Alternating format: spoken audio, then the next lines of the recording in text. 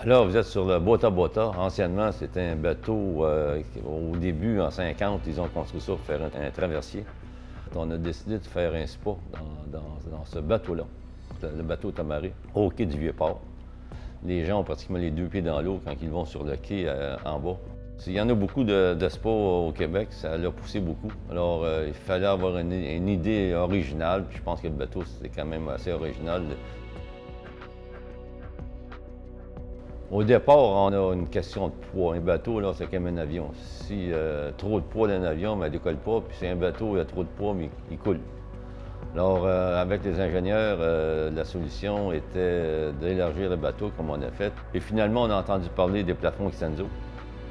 Une toile qui enlève énormément de poids. Mais quand on a vu le produit aussi, on s'est dit, ouais, mais c'est pas juste bon, c'est même très beau. On a été surpris de la qualité du produit. Puis les avantages après ça, on en a vu beaucoup, beaucoup après. Là. Alors, aussitôt qu'on a un problème avec la tuyauterie ou l'électricité, on peut jouer dans le plafond comme on veut. Alors, c'est pas long. On déclipse ou on les appelle, ils viennent, ou même nos hommes maintenant sont capables de le faire. Ils peuvent jouer, puis ils peuvent installer, désinstaller la toile. Ça prend pas des heures. Là. Puis de l'autre côté, c'est que quand on a ces plafonds-là, on a l'impression que le bateau il est tellement plus grand, tellement plus haut. Les pièces, ça agrandit énormément les pièces. Pour nous, ça a été bénéfique parce qu'on a eu plusieurs dégâts d'eau. On a des bassins, nous, au-dessus, bassins d'eau chaude. Plusieurs fois que les tuyaux ont percé. Pas percé, mais mal installés, mal collés. Alors, il y a eu l'accumulation d'eau en très peu de temps, là, quand on a 6 pouces, 8 pouces d'eau qui rentrent. Là.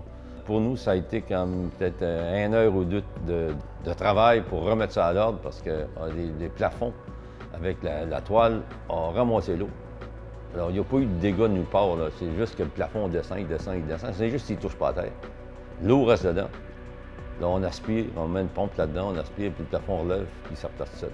Bien, honnêtement, si ça avait été du J-Proc ou autre chose, là, je pense qu'aujourd'hui, on ne serait pas ouvert parce que c'est comme... on ne peut pas, à répétition, changer les plafonds, changer les murs parce que l'eau s'est infiltrée partout. On aurait eu de la moisissure partout. Alors avec ça, ça a été l'eau tombe dans le plafond, ça tombe, ça reste au même endroit, on prend une pompe, on évacue.